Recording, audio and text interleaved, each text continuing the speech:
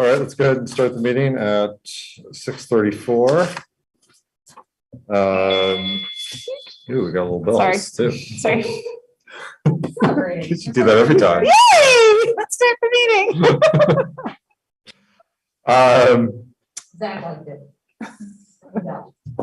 6:34, first order of business is public comment. I don't see anyone in the room, and I don't see anyone online who looks like they're from the public. So, so we can move to the consent agenda. Do I have a motion to approve the consent agenda? Anyone? We approve the consent agenda? Do I have a second? I'll second it. All those in favor? Aye. Aye. Any opposed? Okay. Great. Second, Merrick, student update, please. I'm on it. Hold on.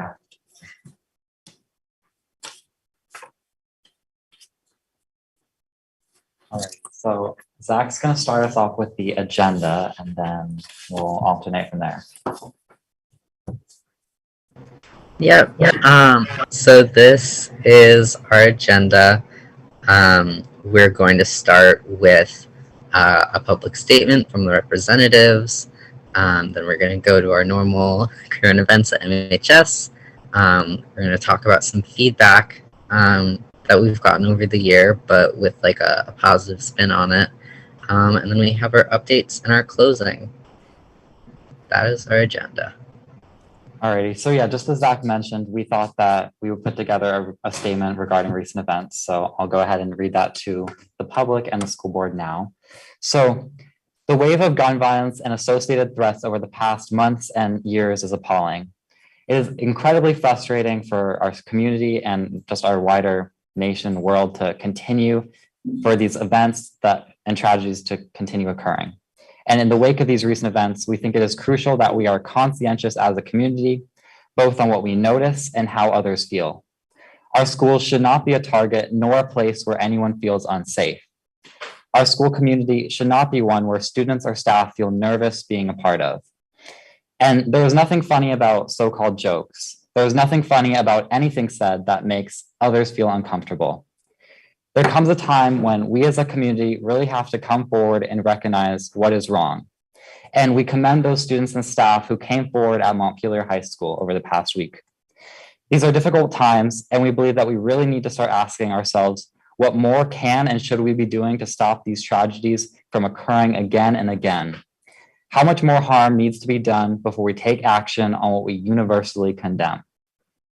So, thank you for listening. Now on to some current events, other current events, I guess, in our community. Yeah. Thank you, Merrick, for reading that, and thank you, the board, for listening.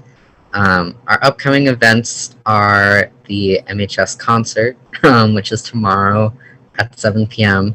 And it's a joint concert between orchestra, chorus, and band. It's going to be lots of fun, and you should go.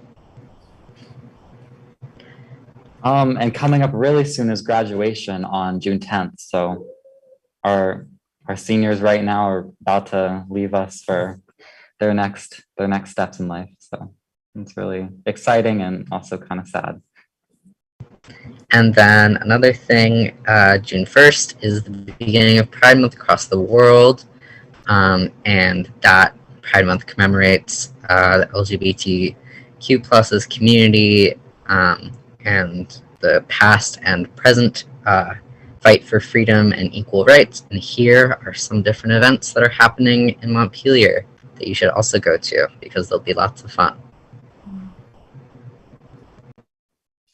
And then, so as Zach mentioned, we often bring a lot of negative things that we hear, just some of the bad news, but we thought as we close this year, we would end it with some of the things that students really appreciated with MHS and our wider community.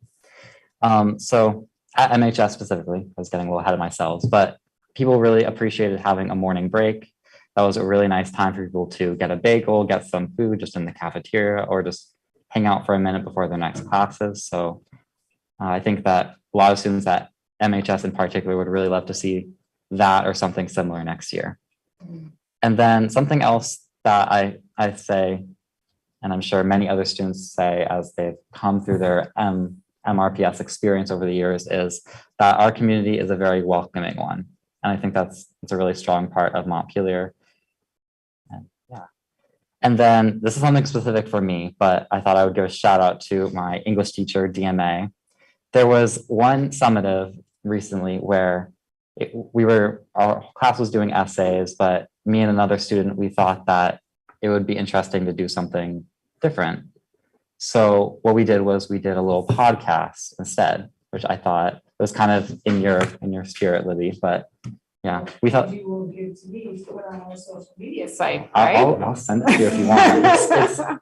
I think it's 11 minutes, so it was kind of long, but Along with your movie that you made in that another was DMA that was class. only 4 minutes. Yeah. So I'm going to interrupt Merrick for a Okay, second. go ahead. And DMA has a film class that they did their first annual film festival, right? It was the first ever, I think. Yeah. First one I've ever been invited to. And students in the class showed their very short videos. And I have to say that Merrick and his peers was quite funny and lovely. And some of them were awesome, and some of them were thought-provoking, and some of them were just funny. So we're working with DMA to get those up on our website as well, because they were awesome. Yeah, I totally agree. I thought that was just so cool, and it's so different from the normal tests and summatives that we really do all the time. So I thought that was really a breath of fresh air. But this was for DMA's other English class that is also available to juniors. And yeah, we did a podcast and it was just really fun, and just a little break from doing traditional essays all the time, which I think me and the other student who did it really liked a lot.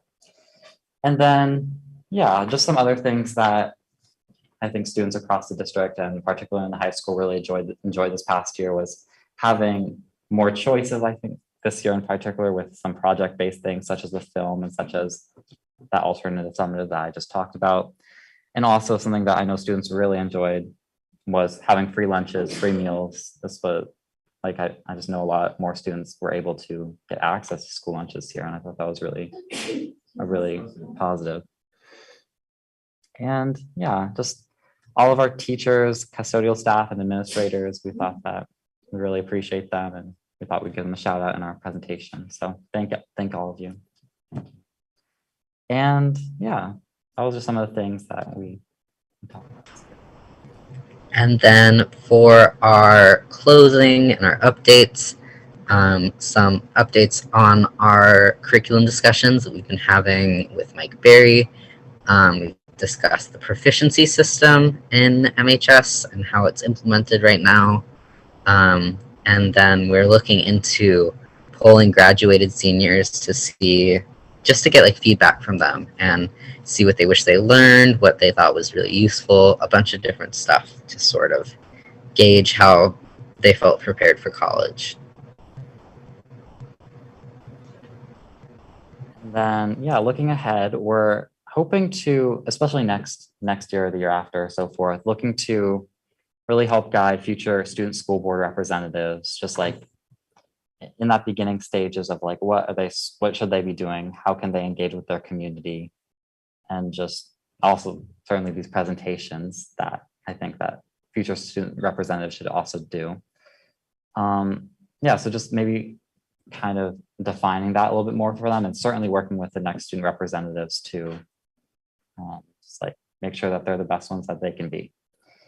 And also looking ahead as we close off this year, we're going to consider meeting with Mike Berry and other administrators to think about our curriculum and our instruction next year and beyond. So that was our presentation for today. So thank you all. If you have any questions.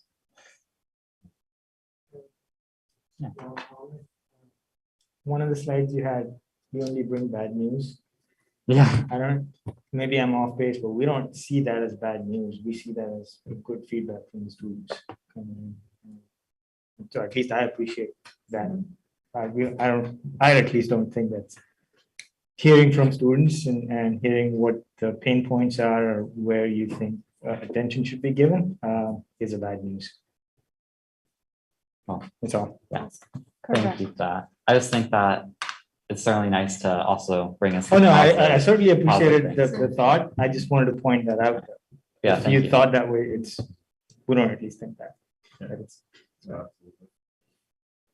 Yes. Does the board have a mechanism for documenting the presentations? Or is it just in the recording of the entire thing or the actual files somewhere? They're all, I haven't looked, but they should be all up with the board materials each week. That gets archived on our website. Okay. Usually we don't get them in the board packet in time. I don't think we have so far, so I don't know. if But they're- Anna will put them they're up post- afterwards. post- Yeah. Yeah, okay. Well, I appreciate all the work. Thank you. It really has been a breath of fresh air to just hear that it's not just that you're getting feedback from everybody. So I really appreciate all your work. Thank you. Thank you, Zach. Okay. Thank you. Yeah, no, this has been super helpful. Thank you. Do we have you for one more meeting at least? Yeah, for sure. And Yeah. I'm sure me and Zach are totally on board to help guide the new administration next year as well. I think that's something we really want to help out with. Great. I'll find the agendas and minutes very easily on the website. Like I see, click a lot of agenda buttons and they come back to the same page that says school board agendas and minutes. It has meeting videos in 2022. Videos for 2021, agendas and docs for 2020. But 2021 isn't there. I have kind of- On the school board page of the website? I mean.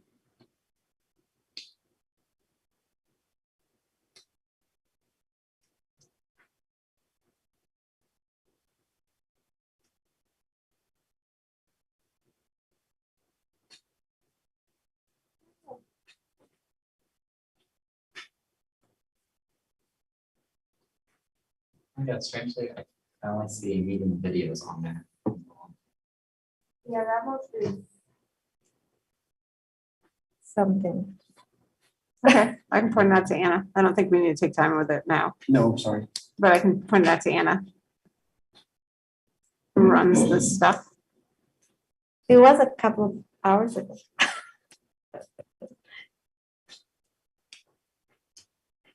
Yeah, no, we can definitely make that more accessible. Thanks for pointing that out, Brett.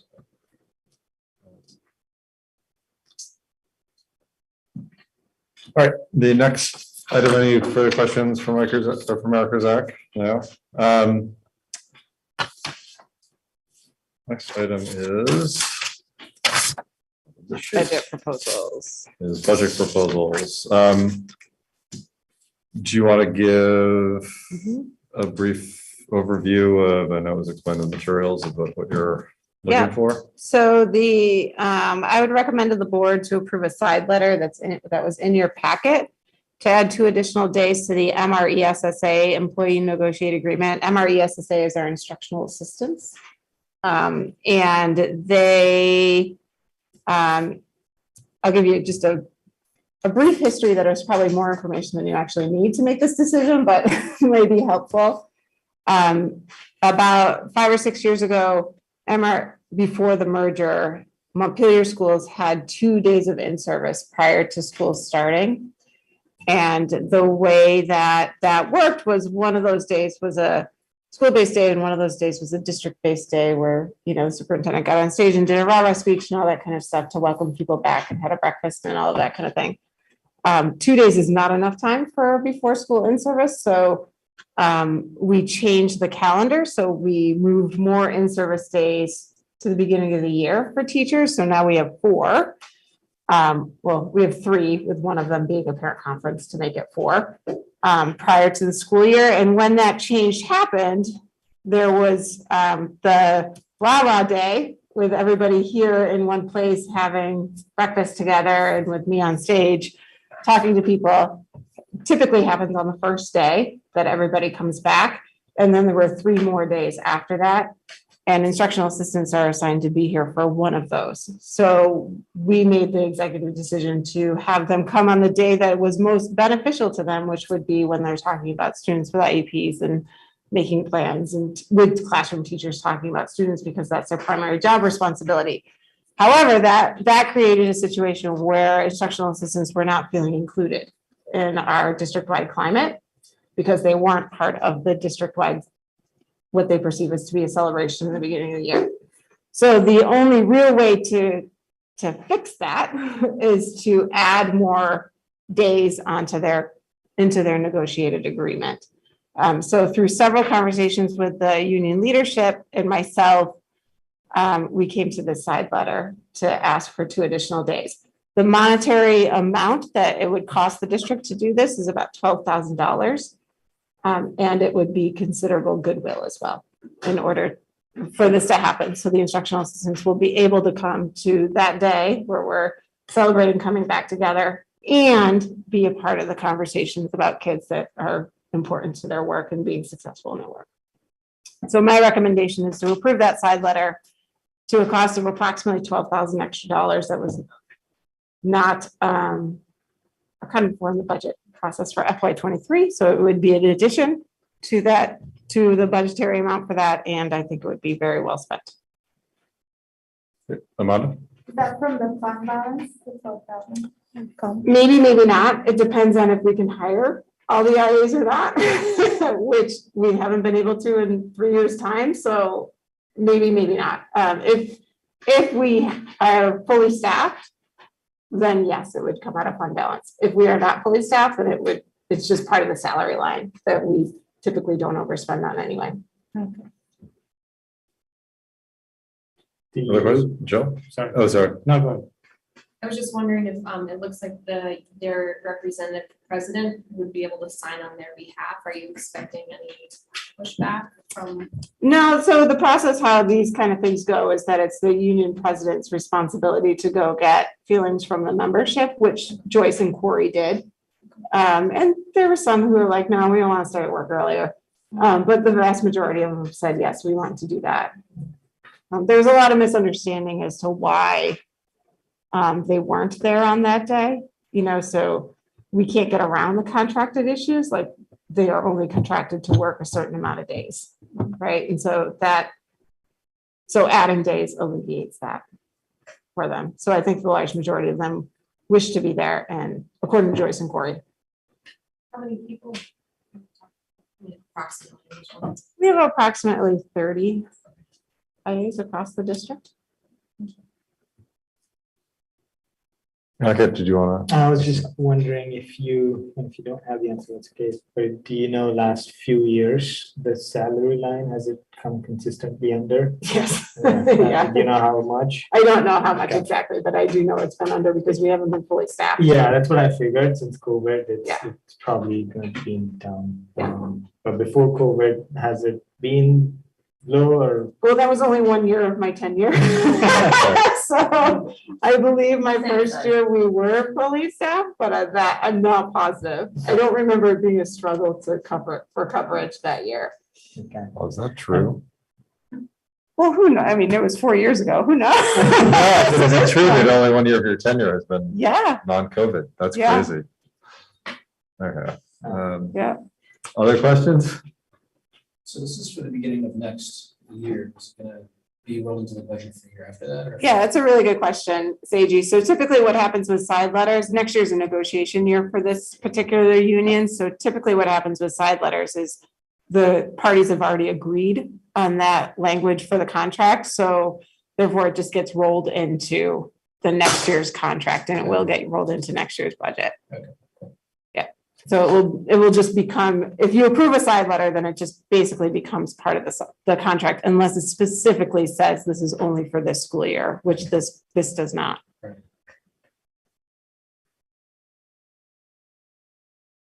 I make a motion.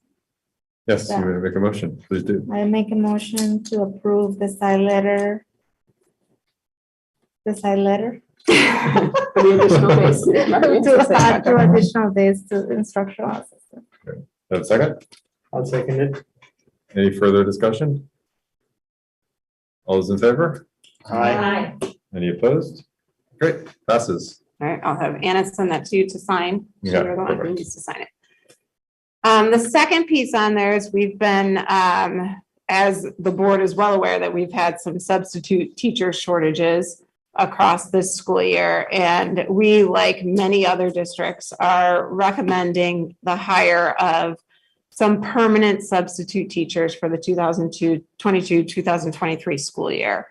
So I wrote up a recommendation for you that was in your board packet. I'm happy to answer any questions about that.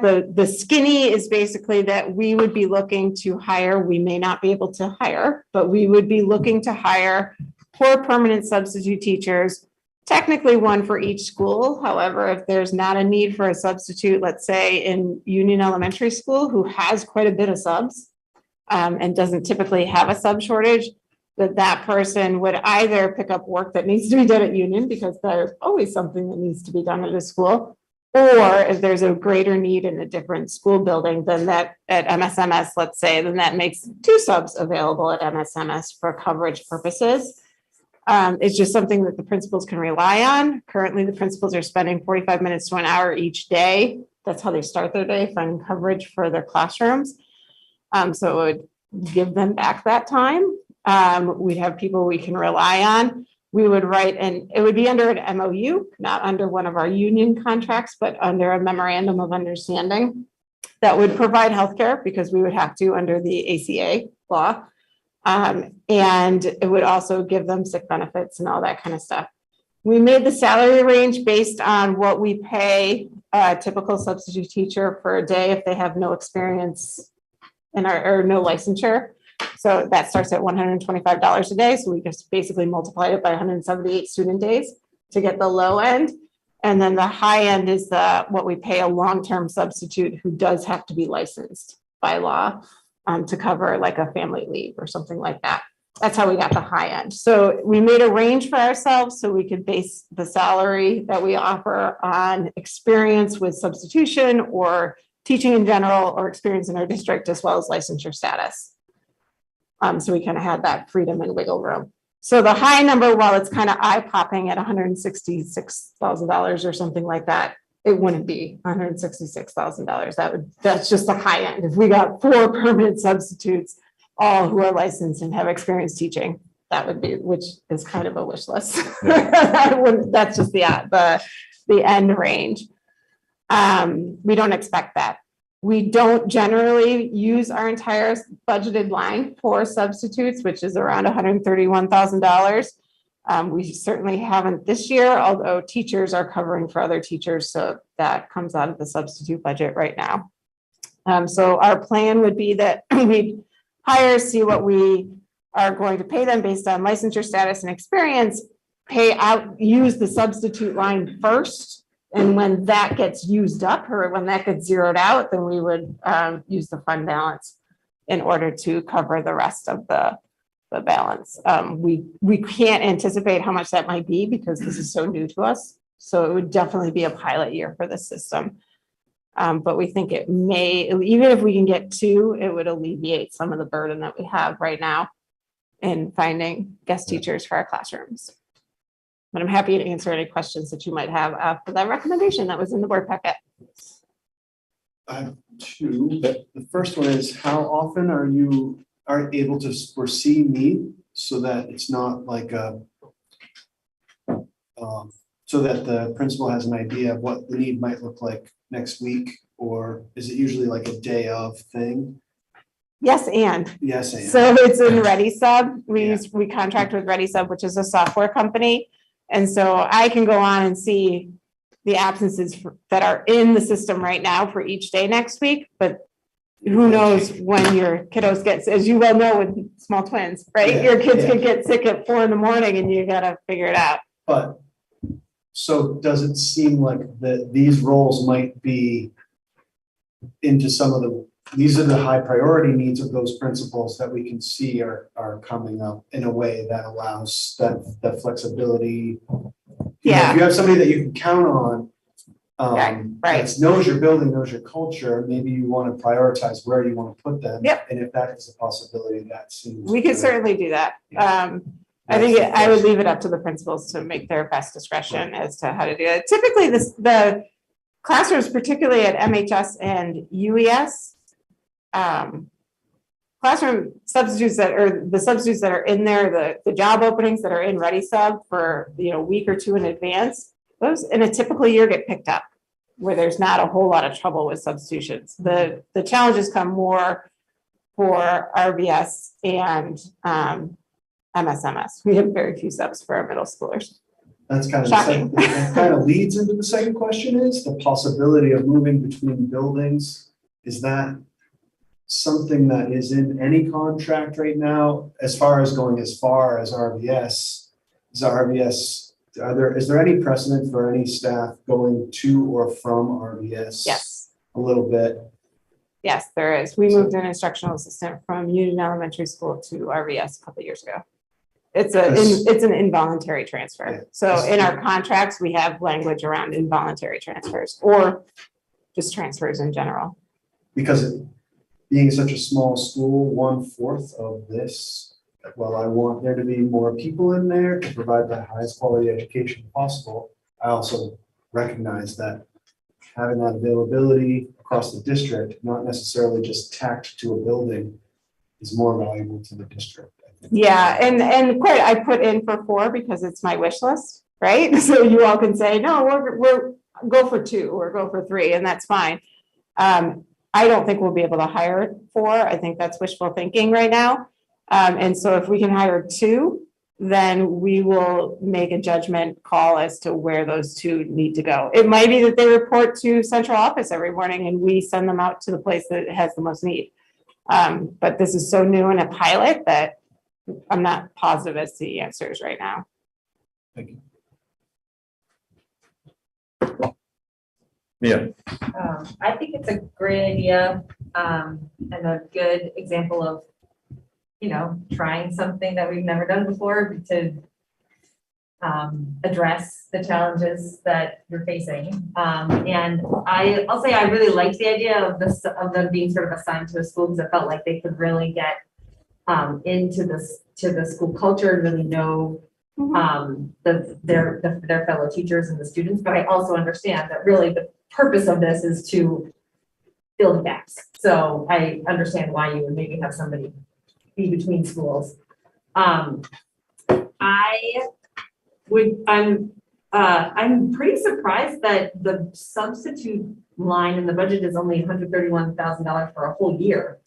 Do we usually not spend all that? That's yeah. We usually don't have a challenge with subs, like even the first 2 years. So the first year and a half when it wasn't COVID, yes. we didn't have a challenge with substitutes. We had plenty of substitutes. Right. Main Street Middle School is the one that was always like, but we never had people covering each other's classrooms. Like this is new now. No, but then we would think that we would spend all that money because we would be paying the subs that we'd be. Yeah, teachers may not take all their time either. Yeah. I think that's one of the impetuses for the challenge this year is that because things like surgeries and doctor's appointments and that was all put off for a year and a half. And so people could now get into those things. We have more surgeries this year than I think we've ever had in the past 4 years. But because I think people were told to hold off and then it got scheduled this year, so I think this year may be an anomaly, but I'm not willing to take that bet and go through this again next year. Right. If we can try to alleviate it a little bit. So what was the thinking behind not having this be a teacher position that is in the contract? Because we don't have any language in the contract that goes with this. So we talked about it being adding on to an instructional assistants staff. And then we decided, Heather Michaud and I, as our human resources coordinator, think it's just the easiest and cleanest to have 178 days, because then you're not worried about, like, let's say that the need is at MSMS we don't have a need at MHS, we don't have a need at US, and we don't have a need at RVS, then I don't need to go through the emergency reassignment role that I would have to if it was part of the teacher contract. Oh, I see. But we just say if it's clear in the MOU that if there's a need in another building and not a need in the building you're assigned to, you will move to it. Like they're signing that knowing that expectation. It just makes it a little bit cleaner and a little bit less hurdles to jump through. And then you're saying they'll have this salary, somewhere in that range, health benefits and paid time off. Are there any other benefits that teachers get that we should consider offering to them to have it be like? They get dental too. They get dental, Okay. health, the vision. They get access to all of that kind of piece Uh-huh. and the paid time off. I think those are the biggies that And- people would look for. Got it. And then if we did actually happen to get 4 at the top of the, market or whatever, plus health insurance actually would be more than. Yeah, it 160. would be. Yeah, but that's highly unlikely. Right. Is what you're saying. Yes. And then I just had one other question and then I'll be done. Which is professional development. Would they be able to participate in those days with teachers, or this is really just? This is just 178 student days. So anybody who works with us, who doesn't work like those days, we'd never say, no, you can't come. There would just be an agreement that you're not being paid for that time. There isn't an expectation for you to come to those times, but you're more than welcome to join us. Could we include that? Like, how many more days would that be if we included that and paid for it? Teachers work 185 days. So 7. Well, 188 days, sorry. It's 10 more days. Yeah. Okay. I would be willing to have that be part of the MOU and encourage them to join in that professional development by paying them for showing up, because the one reason that's coming to mind is that we, in sort of little anecdotal spaces or stories that we've been hearing, it's felt like it's pretty much everybody in the school building who could use whatever professional development teachers are getting. I mean, maybe not like instructional, but I'm thinking more about the social, emotional, and behavioral stuff that, I've heard like it would be great if our cafeteria workers could get that. And I know that's not what we're talking about here, but if we're talking about somebody who's going to be in a classroom every single day, it feels really useful that they would be offered that as a part of the MOU.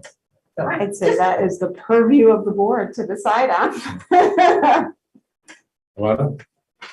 I really agree with Mia around that. I would love to see that, especially because they're permanent positions. I would also love to have the dream of 4 substitutes each for each building because of the culture and like the need. You jump from thing to thing if you know the building well and you know the staff. So I wonder if there's also an opportunity to think like long-term, like how we can, in terms of like thinking of teaching shortages for the future, like how we could think about a path for these substitute teachers to like look at opportunities to get licensed in the case that we were to get like the bottom line, or if there is opportunities for, would there be opportunities for people already in staff that want to go into those positions since they offer healthcare and like, I don't know if everybody gets healthcare. So, okay. So like if there was like that transition from like food staff to the substitute position, just like thinking about the opportunities we could get. And I think it's great. I really would support 4 positions plus in addition to the days for professional development for them to get paid for that. Has been kind of like a disparity of think about.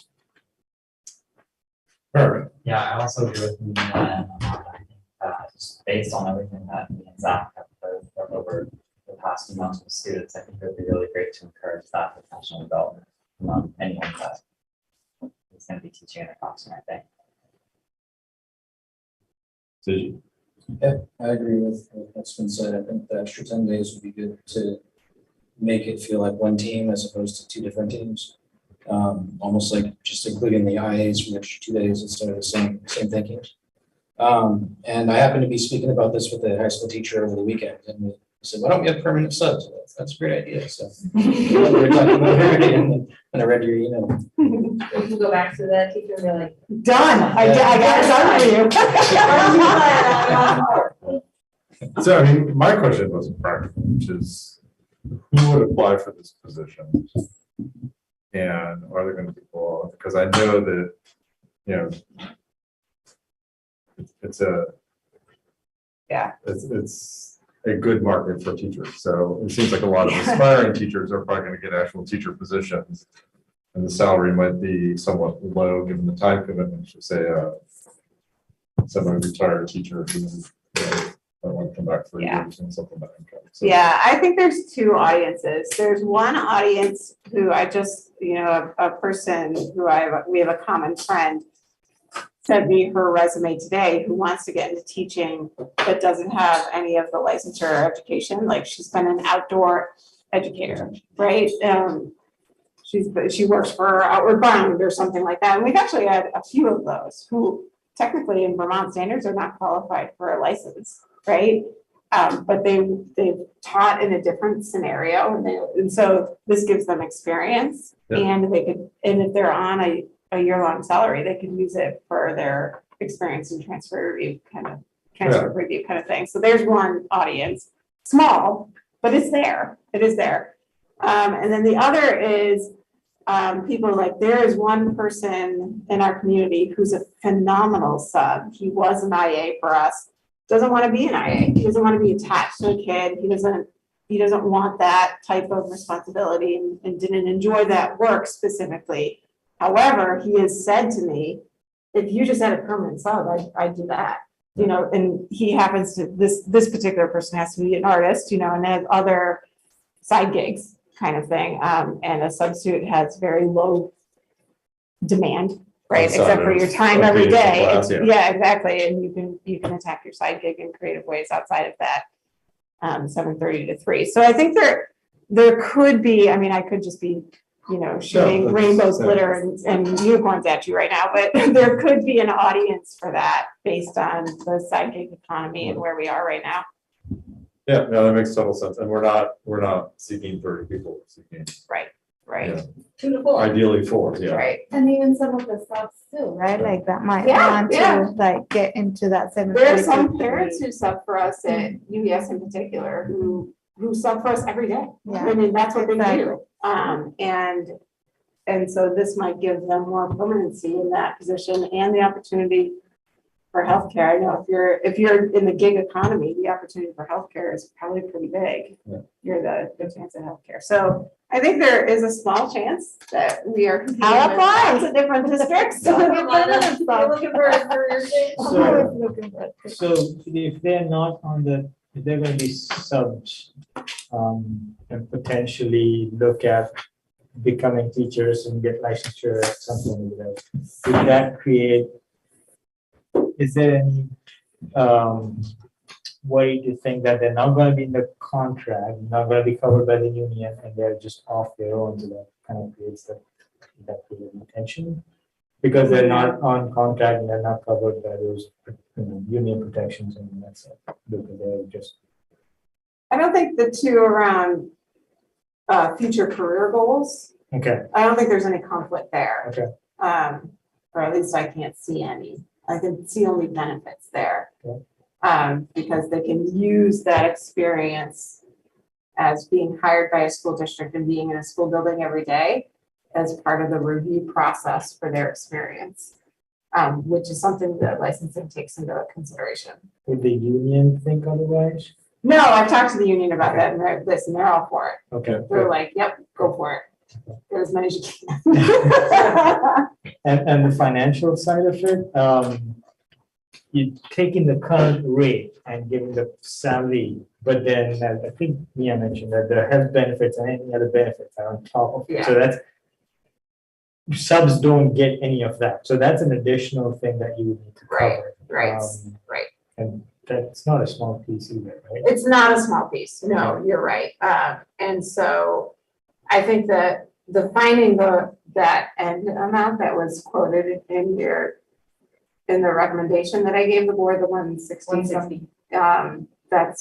That would probably be what we actually average paying overall with the benefits packages on top. So if we hire somebody who is at, doesn't have licensure and just want, let's say a gig worker, right, who has no experience subbing for us, but wants this and wants the healthcare, then they're getting the low end of the pay for the benefits on top of it, right? So that it's still within the range. I think it will all fall within the range. It may be more than that if we get lucky. Is it 160 is the number you gave us, 160? Does that, so is it 130 already budgeted? And now we're talking about only 30 from the fund balance? 130 is budgeted for subs next year Okay. without any kind of permanent sub, Okay. Oh, I see. So this is 160 additional. potentially. Right, because we're likely gonna spend more money than this 160 on subs. Right. Because the permanent sub, and even if we got one for every school, wouldn't cover every sub response. Right. Yeah, wouldn't Right. fill every substitute position Right, on any given day. especially on a Friday. Potentially, that 130 would go down because of, we get lucky and we get 3 permanent subs. So that would- 130 would go down. Yeah, we would spend that faster than we typically do. Yeah, Spend yeah. that first, and Yeah. then we would start kicking into the fund balance. Yeah, but you're not thinking it's gonna be 290. No, It's No. gonna be south of that, Right. because that 130 will go down. Right. Um, right, I think it will be south of the 160.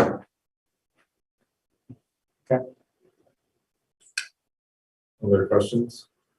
What would you like, do you need a motion? Yeah, we need because to it's a approve it. significant amount of money, so the board would have to approve this.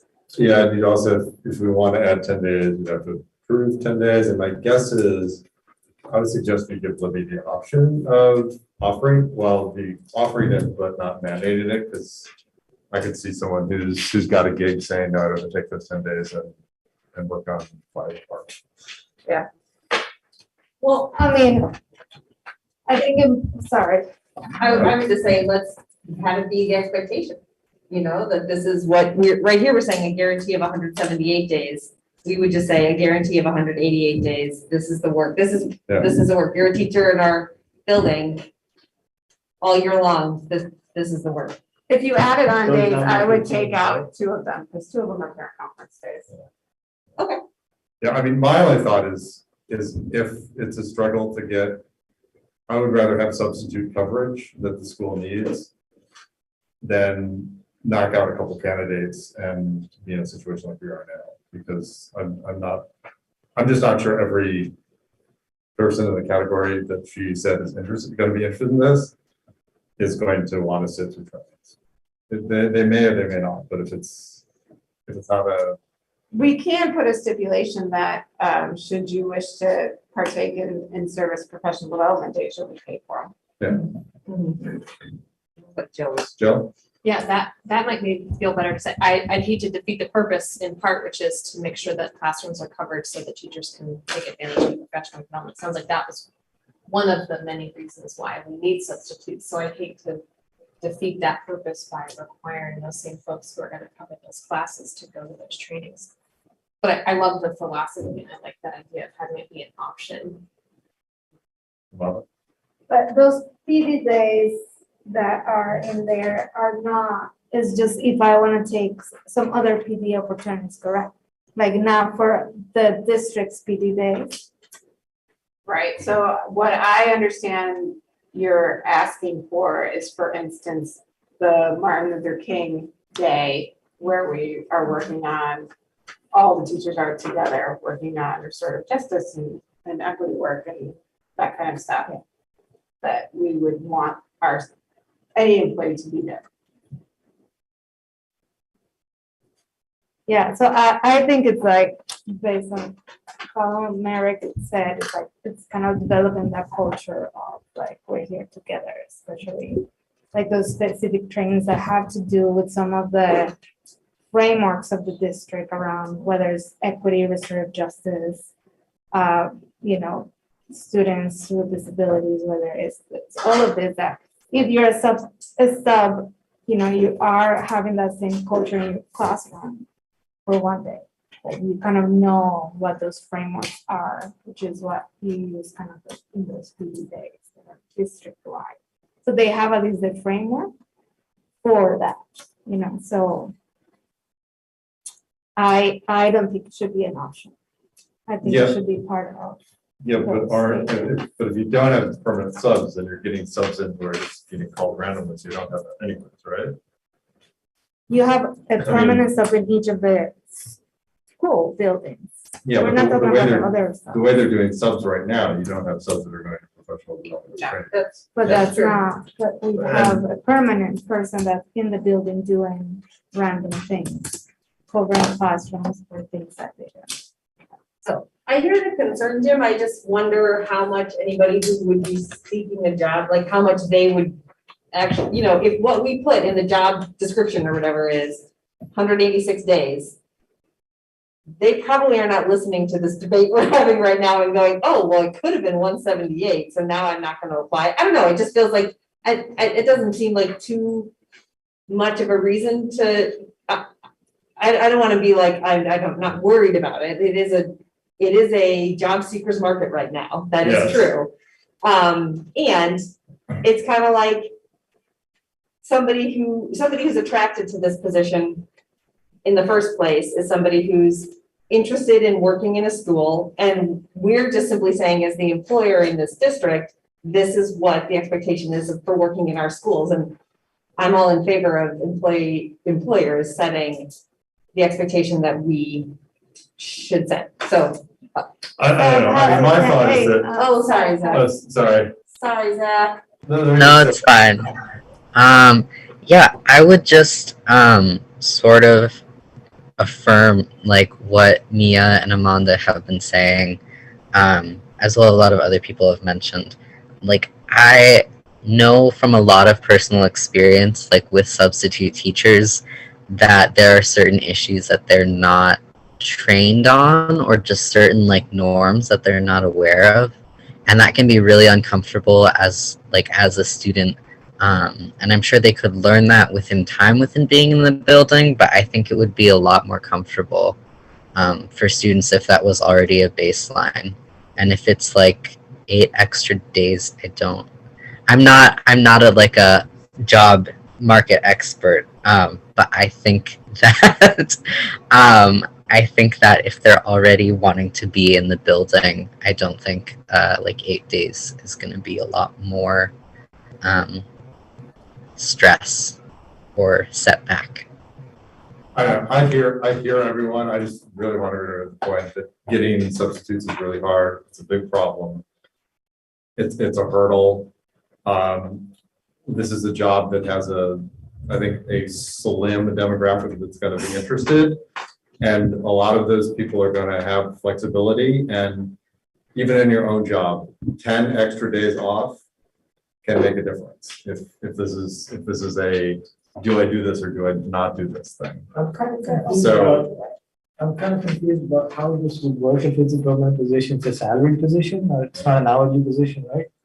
Yeah, so it would be salary. If it's a salaried position, if you would have a salary, in the case of $40,000, it's a $225 per day calculation with 178. Now, so if you're saying, oh, you can come 188 days, but we will pay you $42,000 for those, $2,250 extra, so $42,250 to pay. But you don't have to come. I'm confused about that. If we're giving them the option. Well, no, I think what I'm saying is, I would rather it not be an option. That's my point.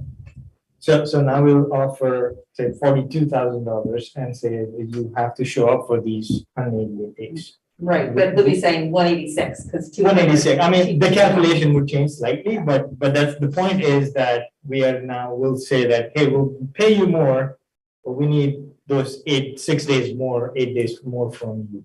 That's the calculation, yeah. That's what I'm advocating for. Okay, so it's, the optional piece is how I was confused about is how would we say that we'll pay you more, and you don't have to show up for these if you don't want to. No, so No. how it would work is they fill out a timesheet. So yes, it's salary, like we're guaranteeing that much amount of money. However, you have to like with any kind of MOU like this, you'd have to track their days, Yeah, right? And so, but it's not gonna be the optional, we can't say that, oh, for some people. it's no, if we were to optional make come, it, yeah. if we were to make it 184 days, let's say, and they had 10 sick days, and 2 personal days, I'm just throwing numbers out, I'm spitballing right now. And they didn't want to come to Martin Luther King Jr. in service, Mhm. then they would have to take a sick day. Okay. They would have to use their leave time not to come to That's what I that was day. getting, yeah, that's what I was getting, it doesn't become the. Yeah, and what I'm suggesting is that you give them the option of attending those days, but then add it as like a per diem on top of it. So they get paid for the 176 and then go to extra days that you get paid On top per of diem. it. for Yeah. that. Yeah. And my reasoning is, I mean, I agree with everything everyone has said. I just feel that this is a real need, and when you make the hurdle higher, you make the hurdle higher. I will make my last objection to that is like that, it's when it comes to culture building, and I tell you the experience of working with schools where there is a different tiers of people saying, well, I'm not gonna get paid, and we had this conversation with some of, when I was part of the district equity committee, and I was supporting and helping build the in-service day. It was like, there was like that people were feeling like they were not included because they were not going to get paid, and there was no turnaround, right? Like, and so like there was not for the IAs. So that's changing, but then like you want to include, like if they're permanent for a year, then you want to make them part of the culture. So that's, I think that it is important to give more like, yeah, you're part of this, even if you're not licensed. Well, if you're, and every, now and then substitute now, you're taking a permanent sub position. That seems an awful lot, making someone part of the culture in itself. As opposed to, these things are available and they're haphazard, this is guaranteed time. Personally, I like the idea of giving people choices, not deciding for them what's best. Even though I understand in the long run, it may be the best thing for the district, it also feels like telling people what's best for them. I like the idea of the choice, but. Yeah. I think it is a big thing to have somebody who's a permanent staff person be integrated into the culture, and so it feels like one of the best ways to support them is to have them participate in something like a professional development day and the rah-rah day where they get to have breakfast with everybody and those kinds of things. And to me, it doesn't come down, it's not so much like, well, we know what's best for you, but more just like, we as a district are acknowledging things that we've heard from students and from other teachers and things about how big of a deal this is, the culture and the being able to wrap around every single student with the support that they need around social, emotional, and behavioral learning. And that because of that, we're setting this expectation for anybody who's going to be a full-time staff member in our district, because we want, not only do we, and we'll provide you that support. It's an expectation and it's a support to be part of these professional development days. I'll just make one final point. Teachers right now are stressed because they don't have subs. They're covering. It's hard. It's hard on teachers. It's hard on principals. It's hard on administrators. I think anything we do to make it harder to bring subs into the building is not supporting our teachers. Even if we can make a good argument, which I think people have, that there's cultural reasons to do it, I think we should make it as easy as possible to hire subs next year. And that's why I think making it as flexible an option as we can makes sense. But if the board disagrees, the board disagrees. Libby, I don't want to put you on the spot, but I'm genuinely curious. Like, I feel like a lot of people would see that as a plus, right? Because that's something they could put on their resumes if they participate in these things. I'm wondering if that's actually like if we did consider that, if that would actually be a draw for some people. If I had my druthers, I'd make it optional. I'd say you will be paid for in-service trainings that you attend. And maybe all of them would, we don't Yeah. know. And I would say we should exclude anyone. I think we should just make it flexible so we have a higher pool so we can fill a very pressing need to support our teachers and our administrators. But So the phrase I a also- guarantee of I also- 178 doesn't say a maximum, it says at a minimum basically. exactly. Well, and that's not the MOU, that was just written for the board. That's not the actual. It's very MOU. efficient. It's quite official. I try. That's very helpful. And I've said this before, when I was at the Agency of Education, I did get to see a few schools that had a full-time sub and they were the clutch. Everyone knew them, they knew the kids, they knew the staff, they kind of knew the style of the different teachers. So I think this is a fantastic model to try. And I'm hoping a place like Montpelier-Roxbury will draw some really great people because it's kind of a neat idea. You know, if you're out of school and still trying to figure out where you want to go or what subject you want to teach or what age, this is another great opportunity. So I think offering it as an option is great because I think the vast majority, if not everyone, would probably take advantage of it, especially if they're going to get paid to go. We put a language in there that, this is what it is, and we highly, recommend or something, encourage you to attend the in-service days and all that, and you'll get paid per diem for those, something like that. So it's, your base salary is this, and you can make more, a little bit more, and we encourage you to do that, to attend. We can certainly do that.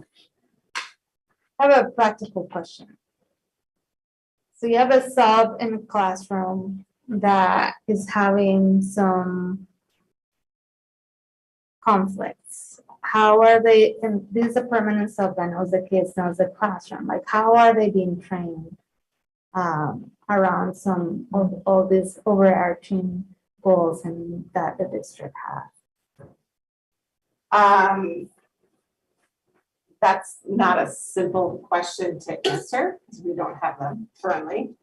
I also think that putting a whole lot of stock in one day of professional development or even 6 days of professional development, which will not be all the same, it will be on different topics, is putting way too much stock in those. So, so that's something. If we were to hire permanent subs and they were having trouble in the classroom, most likely the trouble would be around classroom management. And the assistant principal and the principal would be working with them to help them with routines and coach them through it, or the instructional coaches that we now have coming on board would be working with them around routines. The PLC, the professional learning communities, the first grade team would wrap their arms around the person to help with classroom management. And we coach them through that. And going back to what I believe Brett said, or Seiji, one of the two, we'd probably be pretty particular as to which classrooms that sub would go into if they were really struggling with things like classroom management. But I do want to state that, like, going to 1 day of in-service on restorative justice or something is not going to ingratiate them into the, like, that takes lots of time over a course of years. I'm a little on the fence on this. On one side, I feel like if I was in charge, I would force everybody to go learn. But then I started thinking about my own job, and there's plenty of meetings I wish I could just skip. And if you're not going to be a willing participant and go there and engage and actually be present, then why not just leave and have that option? That not everyone's going to really get things from these services. I would like to think that they would, but some people might just check it out. Some people might just go there just to punch their card. And the people that choose and opt in to go there are going to be the ones that are going to perhaps float to the top and be the better employees and be more engaging. The ones that don't, not that it's a mark against them, but that's their attitude. They don't want to go there, and why if they're adults, you don't want to force them to go there, especially if it's going to be a hindrance to hiring a good sub, which is the most important thing in this part of the process. Right? I'm also looking at that idea of that extra support that people are getting as a permanent sub that if they were a current status quo sub today, A day-to-day. as a permanent sub, that is a lot of support and a lot of opportunity to grow and whatever. And it is a pilot, and maybe we ask if we get them, or we ask all the subs what they think about this idea at the end of the pilot year or something like that, and reconsider what it looks like. If it becomes something that's folded into the budget, say, and not just memorandum of understanding.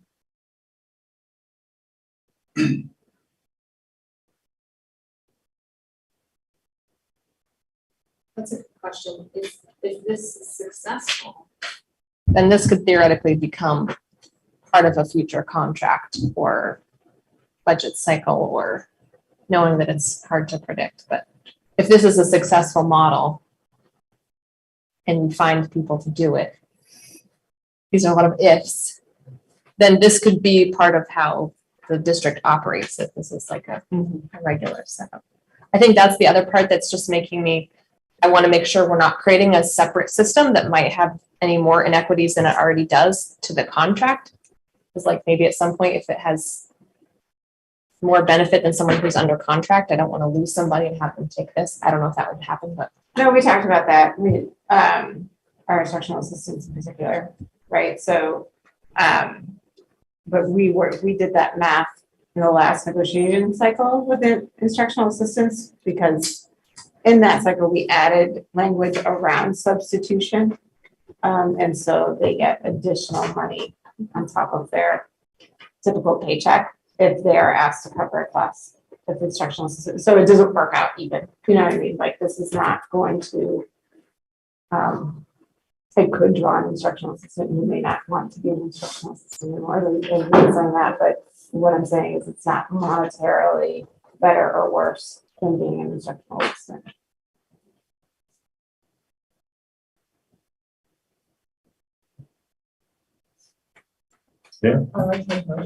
Yes. To approve Libby's recommendation for the permanent substitutes and change the language around days of work to be a guarantee of 186 days of paid work, with the expectation that they attend in service. I second that motion. Discussion? Do we have a sense of the financial difference? I had to figure it out already. I watched them. It's gonna be, the high would be around 10,000 dollars. I'm 69.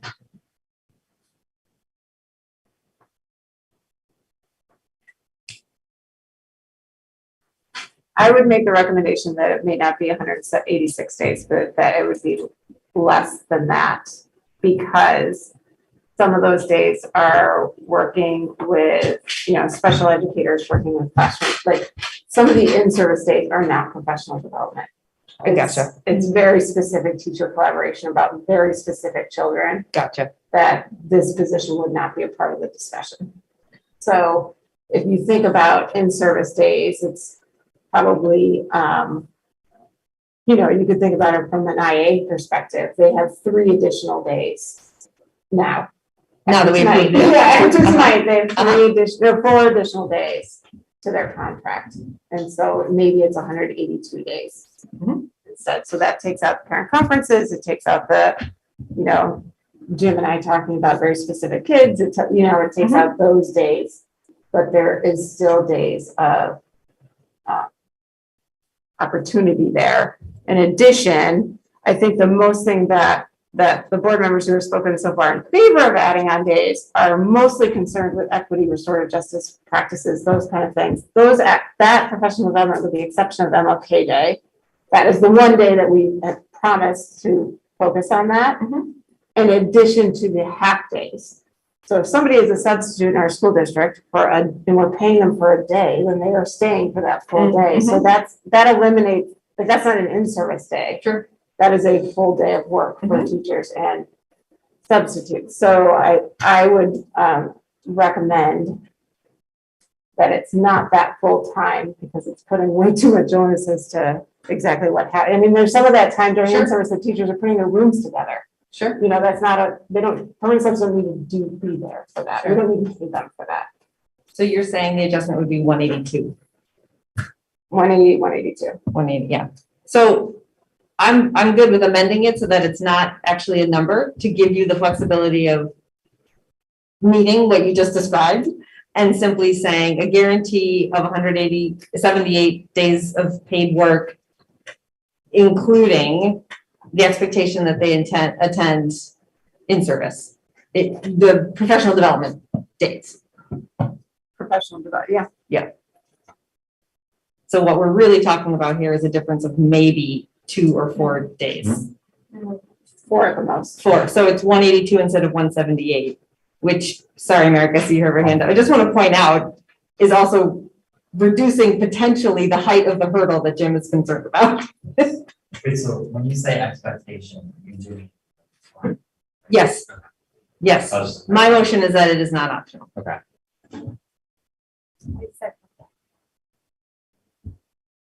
Further discussion? One more question. So if we approve this right now as is, it's required to do the in-service, and the perfect candidate comes along and applies, interviews, and has a really compelling reason to not attend the in-service, is there any wiggle room there as far as negotiations, or is it just completely off?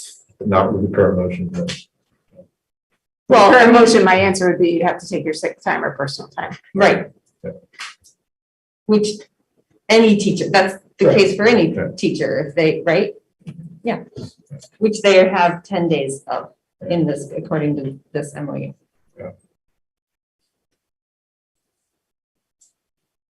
I move that Leah's motion be amended to make all of the in-service time be at the choice of the candidate.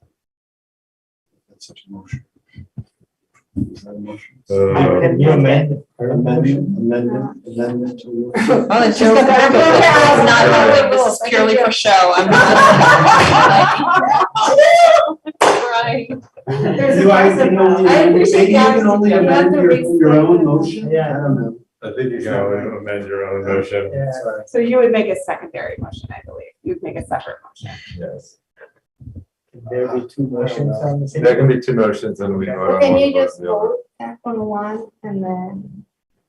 Well, I or guess like, if is there are 2 motions, there will be. So Rhett, say more, it is, I mean, regardless of what I just said, it is optional for them to attend in that, as Sadie just pointed out, they could say, I'm sorry, I am incredibly busy on Martin Luther King Jr. holiday, I'm taking a leave. I'm taking one of my paid days. Say this. I mean, they could also get COVID and be out 2 weeks and not have an option.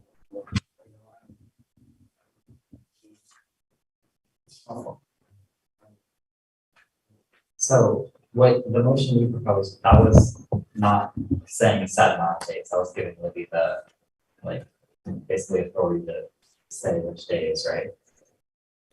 Yeah, I took the number out because I wanted to make sure, because Libby made the excellent point that they don't need to be there for teacher conferences, they don't need to be there to set up their classrooms. So we know that it's 178 days, because that's the days that the students are in school. And then plus the expectation of whatever the days that are district-wide professional development days. My second question is, do we know what other schools are doing, or with their permanent subs, do they have to do the instructions? Or? I don't know what everybody's doing. I reached out to Julie Reginald, who's up at Mrs. Floyd Valley, and they're just making it student days. They're doing what? Student days. So they are required to, or? For student days only, so 1 to 78, or whatever their student day number is. But I didn't reach out to everybody. Is it possible to make a second motion so that there becomes, how does this work? You can announce your intent to make a second motion, then take a vote, and then we'll know your motion is coming if the church vote doesn't pass. So Yeah, I'm kind of, I'm sorry, we're still discussing, but I'm kind of leaning towards giving the option. It just feels like it's, we will not only they will have options, but we will have more options and more flexibility than just locking it. And so so,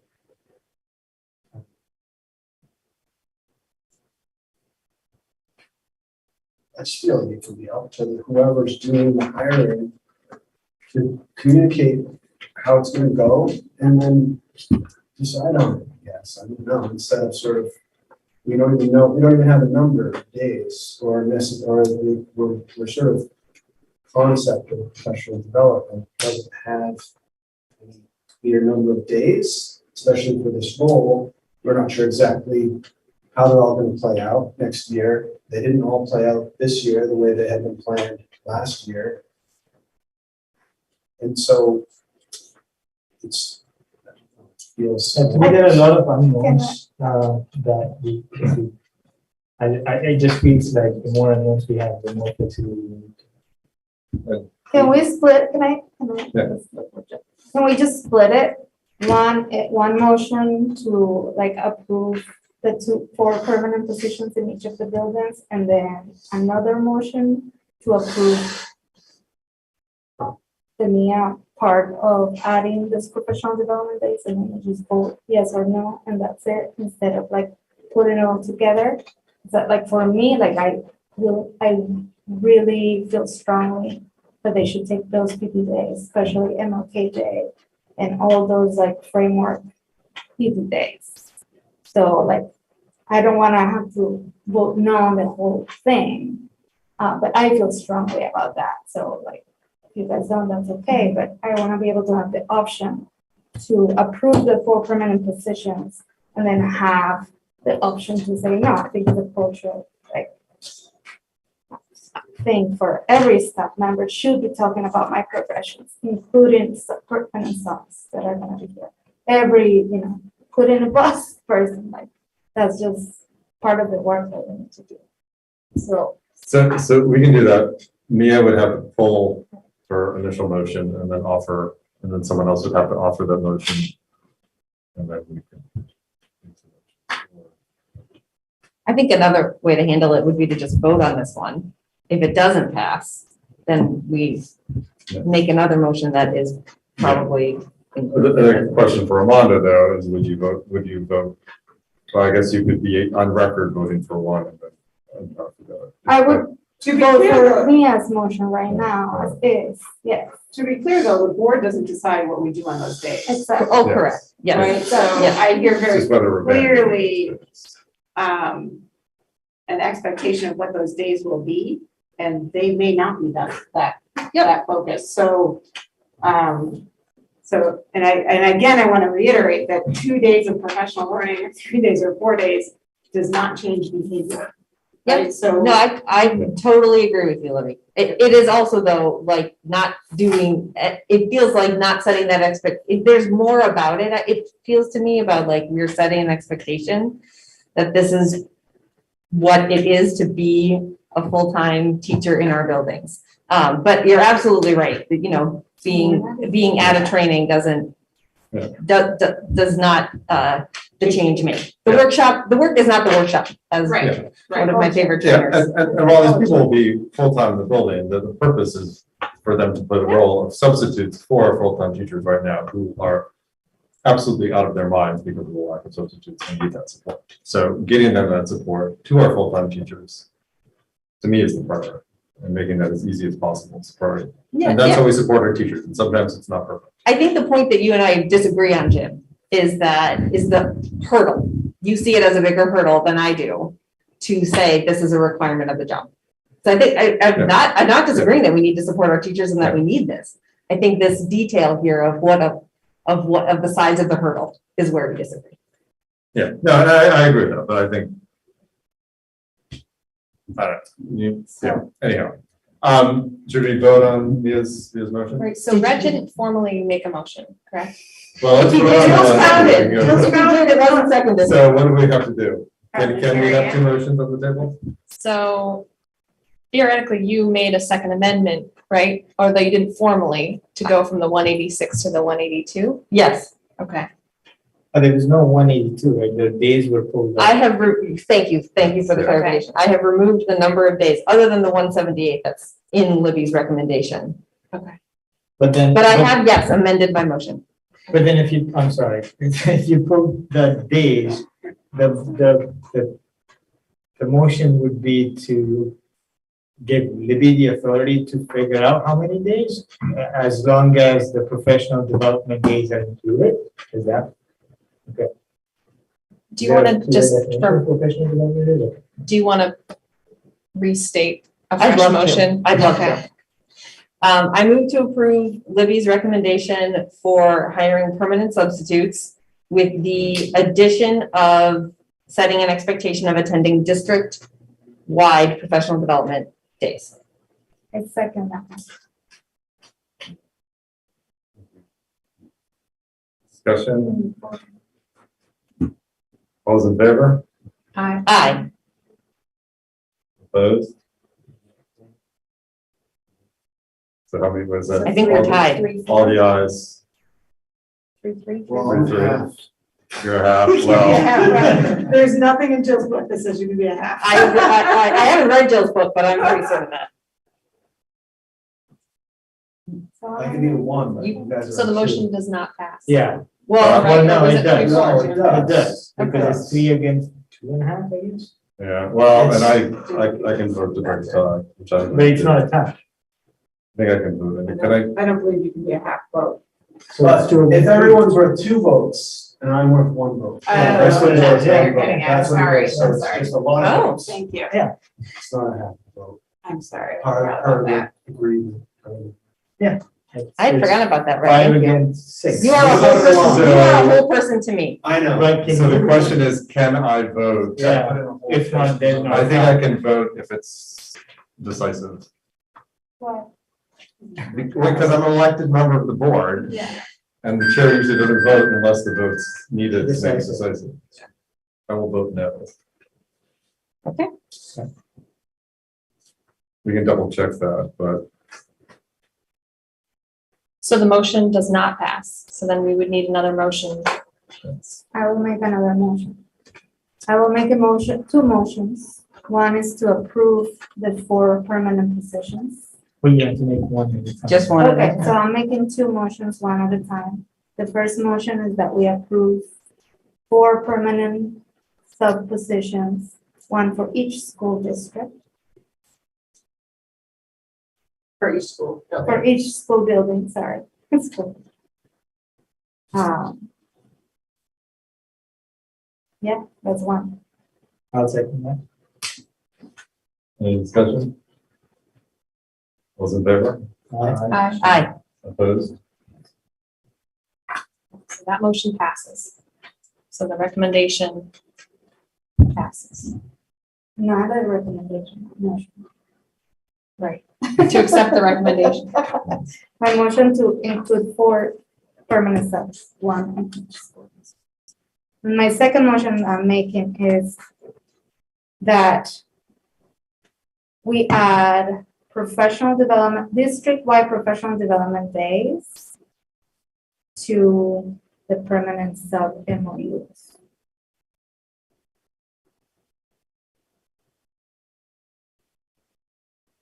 Three days, maybe, so you said?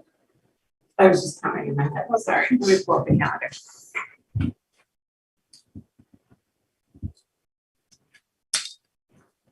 Because I don't want to get it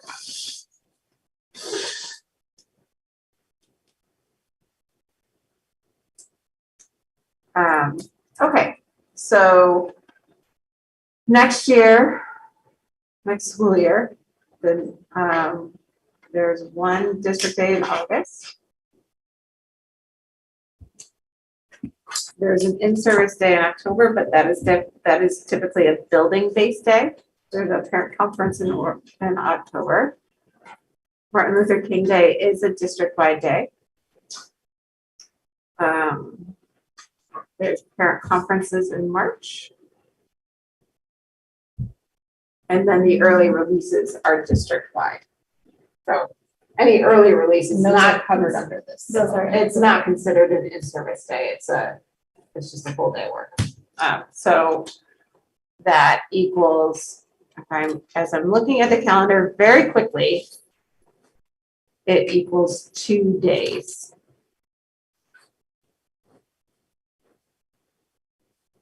It equals 2 days of district-wide work and 3 days of building-based work. Building-based work typically has teachers working in teams in their PLC on the school improvement plan around student academic data or social emotional learning data. But that's not a promise. I don't make those days. That's the principal's discretion. Did we have a second to the motion?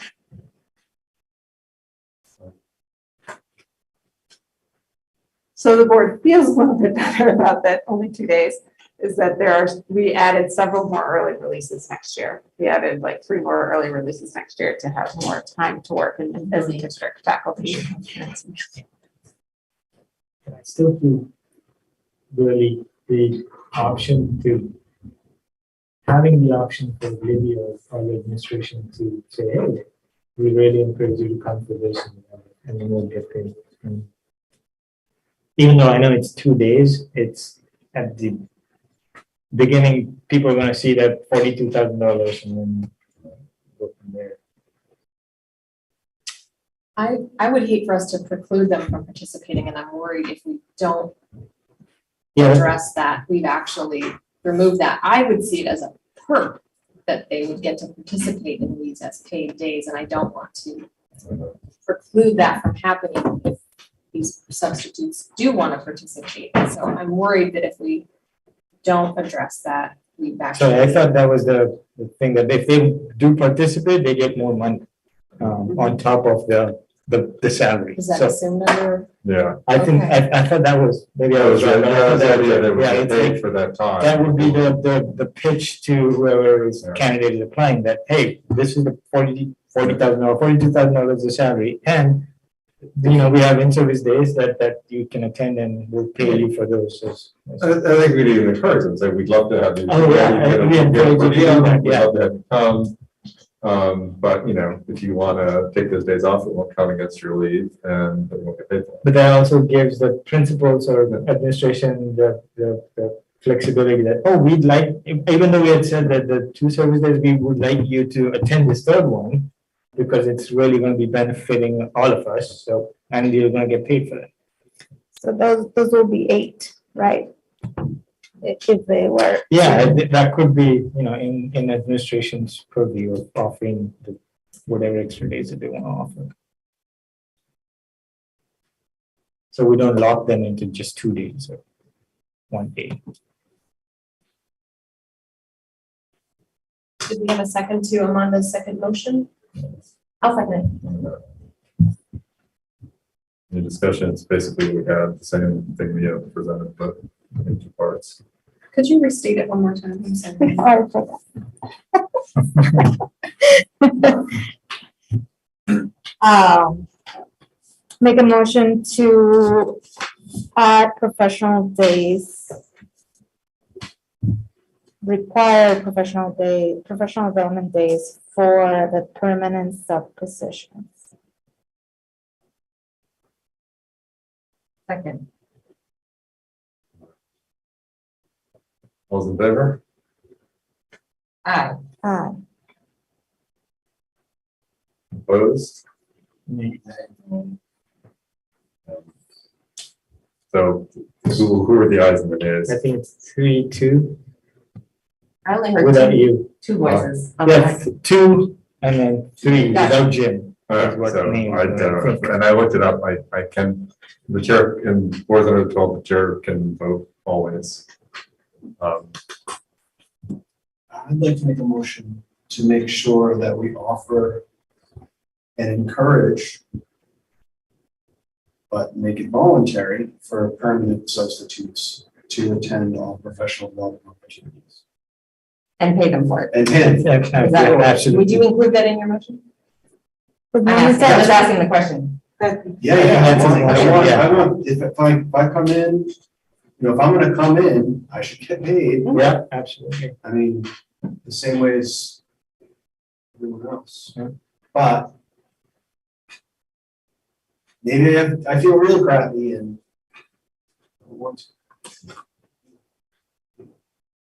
So, Further discussion? Is Anna the one keeping track of these?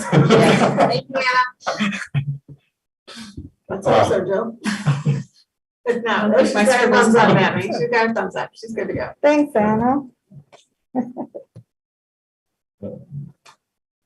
All those in favor? Aye. How many ayes were there? I think all. Everyone? Okay. Let's have it. Wow, it's the most contentious vote I've ever had in 7 years on the board. Good discussion. That was good Good discussion. Yes, Absolutely. definitely good. Good result.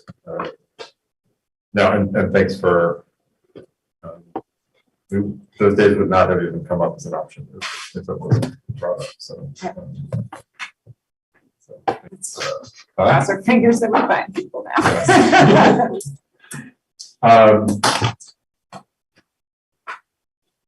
So we are on to board discussion, facilities committee. I don't know who from the facilities committee wants to give an update. I missed the last one, just as I missed the last board meeting, and Kristen is our very capable chair who does our minutes and things like that. So I don't have any updates.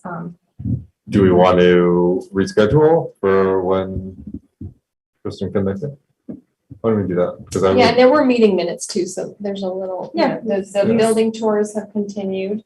I think there's maybe one more. Yeah, MSMS is in 2 weeks. Might be able to go to yeah, that. that would be great to hear where things are with the net zero study too. Or at least thinking about getting that going.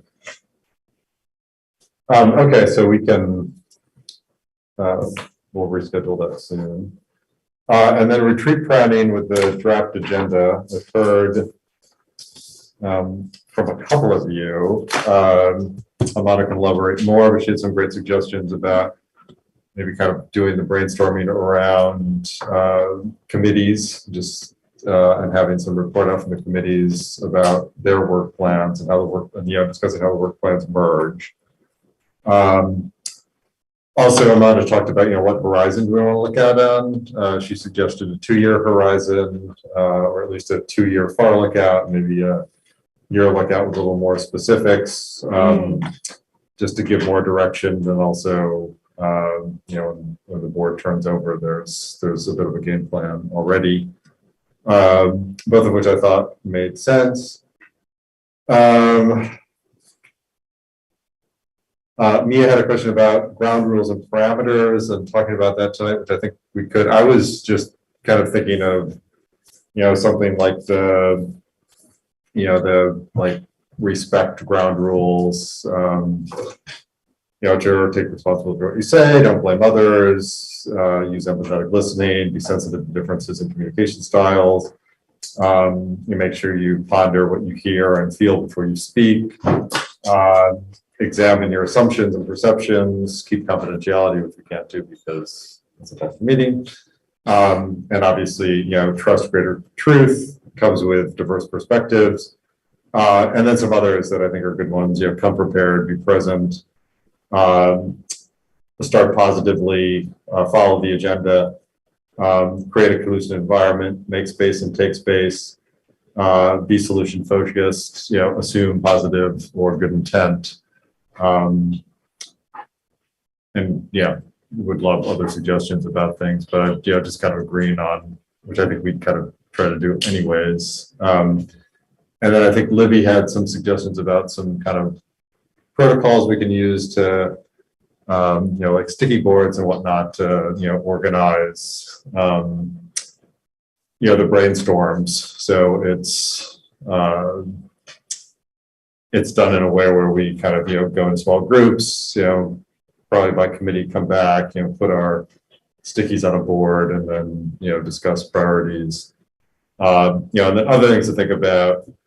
Obviously, we've got some things that are going to kind of, come into the stream at different times. The visioning process is going to come in August. So we can, sketch out a plan in June and then kind of see how that looks in the overlay of what comes out of the visioning committee. Hopefully we'll have a good sample of our climate survey responses that we can also integrate into that discussion on the retreat to see what themes are coming up from the faculty and staff and employees at the schools. And then, every time you make a plan, things pop up, as we know, especially as we've known for the last couple of years. So, those things as well. So we just love thoughts on my little kind of dump of what I've heard, and additional thoughts, and kind of comments on Libby's agenda. And then in terms of, I asked for some process examples, and Mia came up with two good ones, one which I'd already thought of, which was, the process around the tracks. And the other one, remind me of, was The creation and rollout of the policy review tool. yes. So I'll just open it up for thoughts and comments on the agenda, and we can also, kind of continue to decide by email and send out a revised agenda. But this is probably the last time we'll be together as a group. Amanda? Can I ask first, just for my own knowledge, how many board members were here for the equity policy?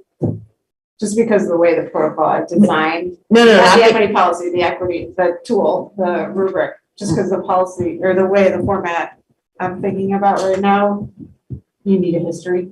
Yeah, Do you know what I mean? You need Yeah. experience with it. So I'm just curious if there were board members who were not here for that. I think maybe Seiji. Just Seiji. Maybe we could give you some background or something. Yeah, Amanda? So I'm like thinking like timeline, like working backwards from like when budget passes, like all those little things that, so I envision like, I'm like a vision. I'm like, I need things in writing. So like being a timeline, like, okay, we're right now in June, we usually have the retreat this month, what happens then, and like kind of that, election time and board membership, like what are the things that we need in terms of like the board pocket that the equity committee is built in right now, and like what the students are bringing. So like being able to kind of have that as like, okay, this is what happens, and here's like the 2 years, and then being able to do some of that work around like the committees and like the work plan of like what it will look like. And I think for lead this activity, it's like a really important to have some grounding questions that we can come prepared for beforehand. So not just together, but like that we actually do our homework before like our thinking, and come prepare to like actually get it done. So it's like those 4 hours to like make it really rich about work that the committees are already doing. And like we have the climate survey, like to inform some of that, and some like summaries of the vision committee and what's happening, and just like so that we're there with things that tangible that we're doing. I would point out that you have 4 hours. Yeah. And you've named about 8 to 12 hours of work. So I think that the board should prioritize what it is you want to talk about.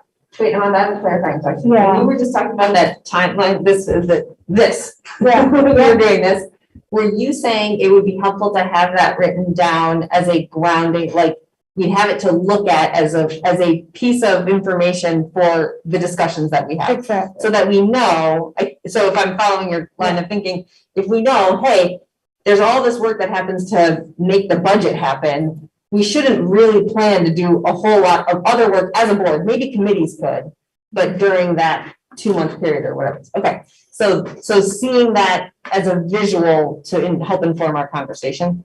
Yeah, and like a lot of what we did in the last retreat, it was like kind of just left there, right? Like last year, we did that retreat, and then it's like, I don't want that to happen again. So it's like time to like come prepare and be able to have some tangible. I think we have a great opportunity because we are all in different committees that touch in all of that.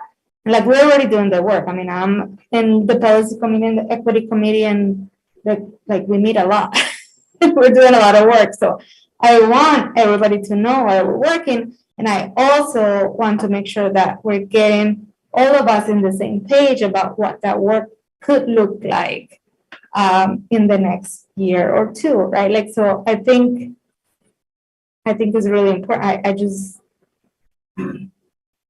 I get anxious when we don't have tangible things at the end of 4 hours of work.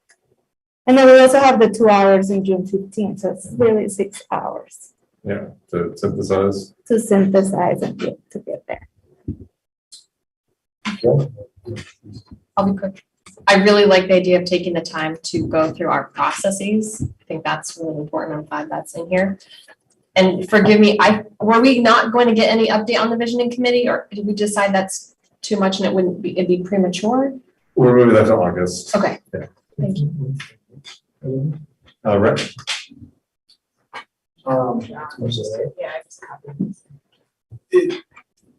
Well, the warning says Wednesday, June 13th. It's Monday, right?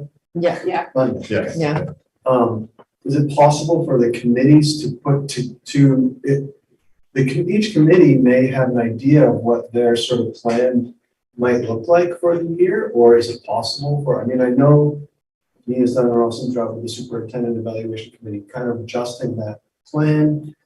And I don't want to ask something that's not doable between now and the 13th, but is it possible to have time for each committee to say what their goals are and the sort of frames, just to take time for that?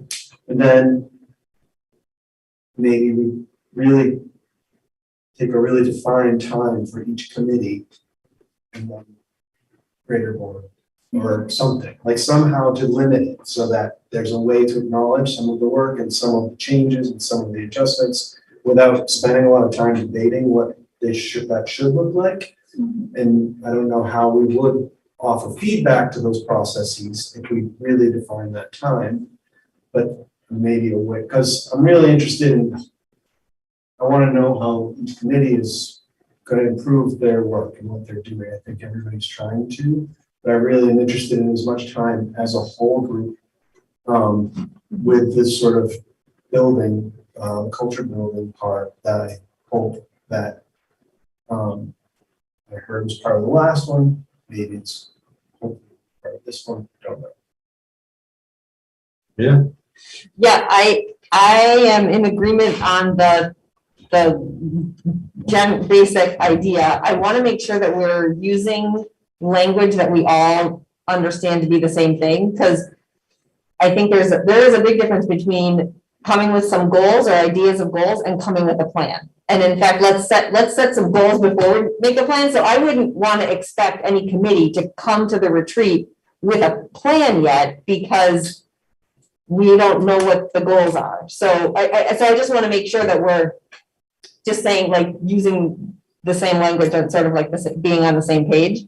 And I think that it's both ambitious and pretty realistic for us to expect that we could leave Monday with a set, with the board having named a set of goals, but maybe not yet have a plan exactly for them. But then maybe that's what happened on Wednesday, or maybe that's something that we say, okay, that's something we're gonna delegate to somebody to draft up and bring back to a future board meeting so we can land a plan at a future date.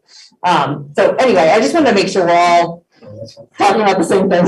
Yeah, no, that's super helpful. And I think like goals, priorities with the idea that we can maybe start to think about a plan, but we're certainly not going to put together a plan. So, I think for the sake of expediency, maybe it'd be like a committee comment, like a public comment. Who's going to speak? We're not meant to engage in discussion, but we're going to hear and write notes and circle back to them. But that would make sure we don't get stuck in a rabbit hole too many meetings.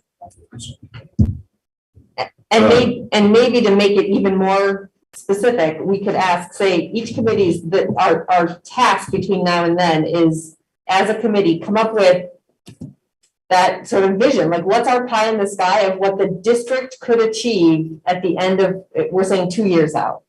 And that's what the committee, maybe we would give some kind of context, like here's what we've been working on, et cetera. But really, this is almost like our proposal to the board, just to get it, to keep us kind of focused. And that would give us the fodder or the ideas with which to work to come up with what the goals then are for the district, for the board, the full board. Jill? I was gonna say, I like that because I don't want to spend the whole retreat going through the, committee accomplishments or, that doesn't seem like a good use of our short time. And also to echo Amanda's point about doing work ahead of time, like I'm guilty of it as anybody to show up at a major meeting like this where we're supposed to come up with these things, having done very little like thinking about it. So I think we should maybe agree that we're at least on our own. We're going to come to the meeting with our ideas of some of the processes we went through and our ideas of possible priorities and goals. And then the committees are the means to the end, right? They're a method for achieving our priorities and goals. Yeah. And they contribute to them with the ideas that come from the committees. It's like Right. It's yeah, yes, works together that way. I have a different question, but maybe we're still on. Amanda? I'm thinking of the policy committee, like in terms of goals versus work plan, like just like thinking, we have like, here are some of the policies we're working on the next year. Like, so it's that, like, would that be a different conversation?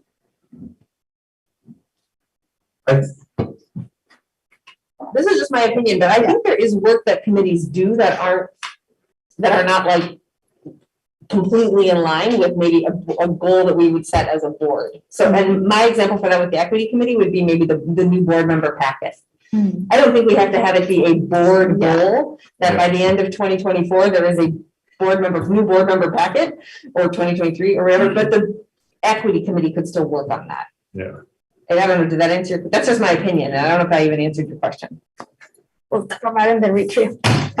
Well, I think there's like separate committees will have different ideas of what, like the infrastructure committees that have like a different role, right? Like that they're looking at it specifically in terms of what the vision committee is like different. So so I think like we just need to design and like be able to think about like, just like, okay, how cohesive each of the committees become the board, right? Like, I think some of it is the challenge of committees doing their own thing, and then like us coming to the board meeting, be like, okay, we're voting on that particular thing. So instead of like being like, we understand what each committee is doing in a way, we understand the processes that happen with the financial committee and like what happens when we don't look at all.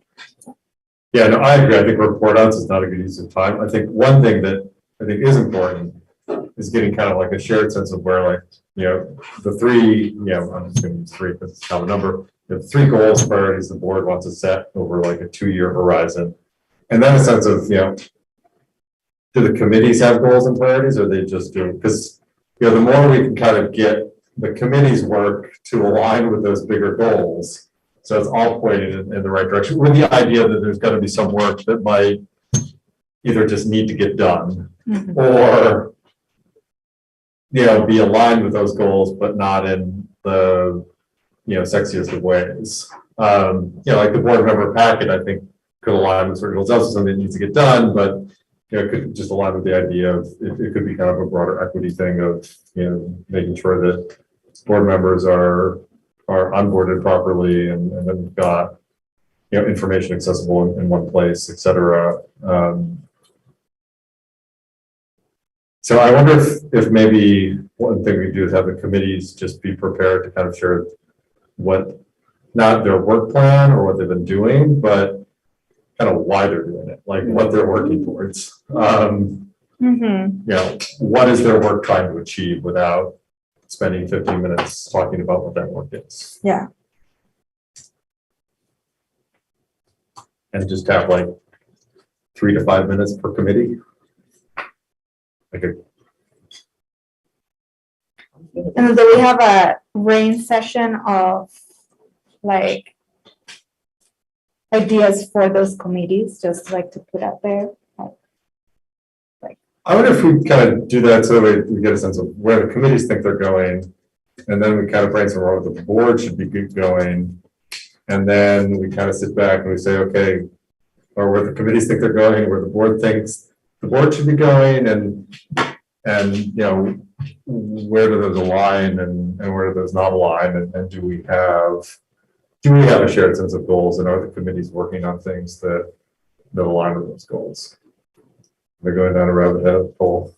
I think you have, in my mind, you have it backwards. The board should be creating the priorities and goals, and the committee should be working towards those. No, that's what I'm saying. Oh, okay. I'm saying, but let's get a sense of where the committees think they're going, and then they can get a sense of where the board thinks they're going, and then let's see if it all makes sense. And so the committees can start thinking about like, oh, we're going off this way, we should go that way. So my question would be, I think I've lost my. Is it- I think the board still needs to prioritize the time a little bit more. So Yes. is the priority checking process? Is the priority creating a board work plan? Is the priority committee work? Those are the three biggies I've heard. Is it work plan or goal setting? We had work plan down just from the discussion before. Yeah. So it's kind of both. It's create, right now I have it as brainstorm 2023, 2024 work plan, or that's the wrong years, actually 2022 to 2024 work plan, create board priorities and goals. Alana? Which I argue we're not gonna be able to do in 4 hours, but we could get a baseline of where we're going so the committees can start thinking of some work plans that's gonna get us there, and then always coming back here to this, which is why I was like thinking like if we have kind of like that timeline vision, like we could have some goals around. So give you an example, we have the budget ends in January. Yeah. And then we work backwards for August. There are some specific things that we have been saying that we need to do to get to a budget conversation that is more inclusive. So like, what are those things?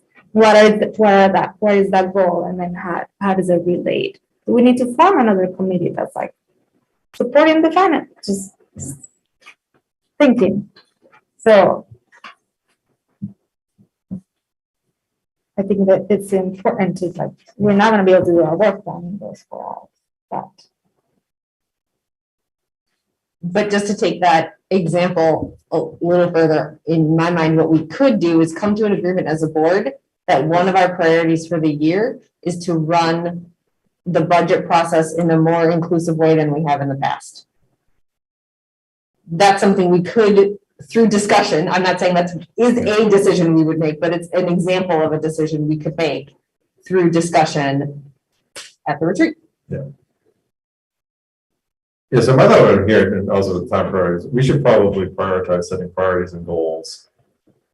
And then with the idea that we can start putting work plans together in later meetings and at the committee level. The idea that committee work plans would structure themselves around those priorities and goals. Yes, and I think what I would add to that is what committees could do to contribute to that discussion, like the pre-work committees could do to inform that discussion would be, hey, based on what we have been doing, what are some ideas that we have for goals the board could be setting for 2022 to 2024? And that would give some focus to, rather than us just spending committee time reporting out, it would actually be like, that's the purpose of committees talking, or like sharing. Yeah. Not that we have to have committees sharing just for the sake of it, but it feels like that's a valuable set of information, given that the committees cover different aspects of what the board cares about. Okay. I think that's very relative coherence.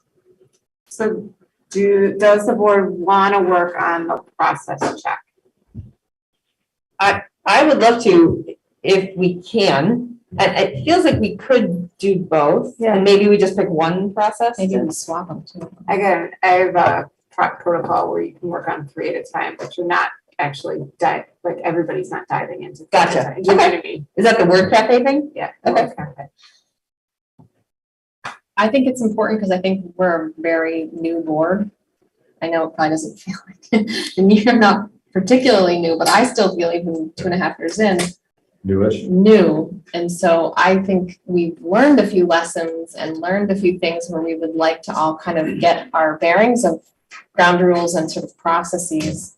And that it might seem rudimentary, but I think it would be really nice to make space so that going forward, we've kind of all reached an understanding about how we want to make those decisions, or at least in the best case scenario. But maybe it's a swap. I don't know. Maybe it's the priorities and goals first, and then kind of allowing we get into the processes if we're worried we're going to lose time. But I'd like to do both. I like to do those too. I think that's right. So, Swap, okay. mhm.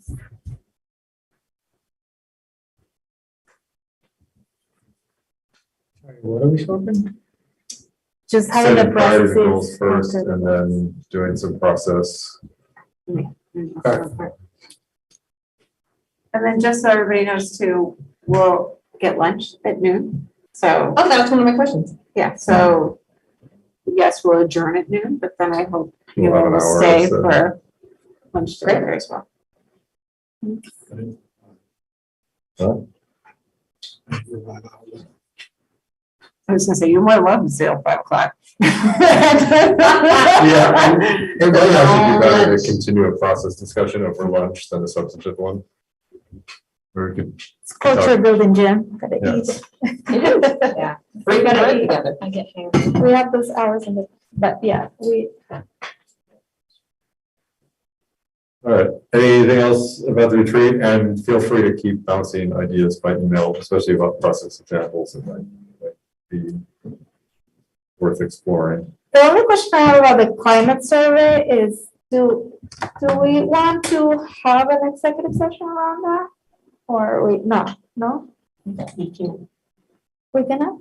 There's no reason to have an executive Okay. session around that, certainly that would fit in the Yes. Okay. reasons for executive session, unless it's a evaluation process. Okay, so that's one thing that we should add in there, maybe before goals, right? Like we look at the climate survey and then we work on the goals.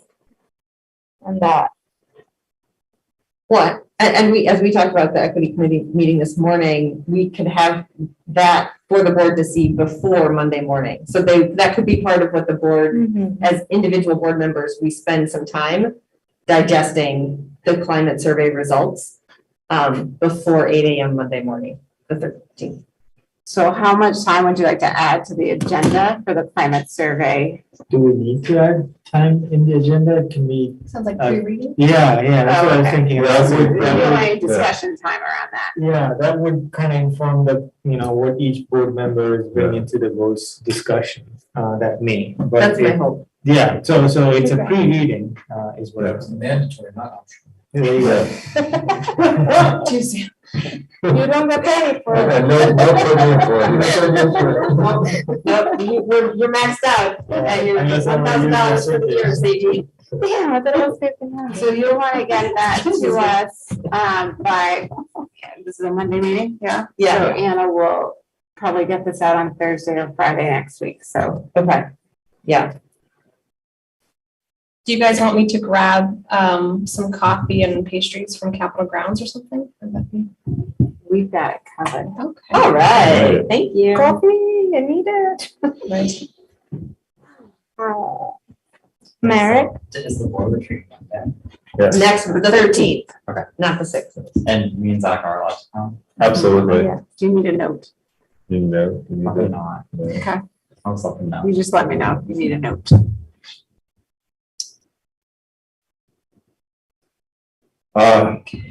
Speaking of executive session, that is what is next. About that. And Provision 10, security or emerging response measures, the disclosure of which could jeopardize public safety. Someone want to make a motion on those grounds? I move that we enter executive session on safety grounds, just summarizing, Right. security and safety grounds. Second. Second. So the public knows that means that we're not talking about any sort of imminent threat. We're just talking about general security measures that, for obvious reasons, need to be public. Gotcha. So,